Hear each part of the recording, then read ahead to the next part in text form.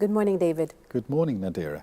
Now, when it comes to managing risk, should managing risk be delegated to risk professionals? I think there's a very clear answer to this: no. Because we define risk in terms of objectives, and we've made it very clear that if it's my objectives, then these are my risks, and if these are my risks, then I should be responsible for managing them. I cannot manage risks to your objectives because I have no ownership, I have no interest. If risk is uncertainty that matters and your objectives don't matter to me, then I won't be concerned or committed at all to try and manage your risks. So it's very important that risk ownership sits with the people who own the objectives. And then the ownership is with the person that the risk matters to, and so they're then committed to actually managing it and making sure that bad things don't happen and good things do happen. So it's very important that risk professionals see themselves as facilitators of a process, but not as owners of the risks. So in terms of should trained risk professionals manage risk, the answer is no. But trained risk professionals do have a role in risk management, and that is the role of facilitation. And we talked in earlier videos about the facilitator making things easy.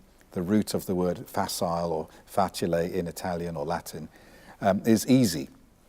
So the facilitator, the risk facilitator, is saying you might find it difficult to understand your objectives and identify the uncertainties that matter in relation to your objectives and to prioritize them and develop responses. But I can help with that. And I understand the process, I understand the tools and techniques, and so we can work together so that you know what your risks are, and then you can manage your risks. So we do have a role, but our role is in helping other people to understand and manage their risks, and certainly not to manage the risks for them. There's a video on my YouTube channel, on the Risk Doctor Video YouTube channel, 90 seconds. It's called Kill the Risk Manager. And it doesn't mean murder the person, but it does mean that the job title is really unhelpful. Because risk manager, it sounds like risk manager manages risk. But usually a risk manager is helping other people to identify and manage risk. So it's not a helpful title.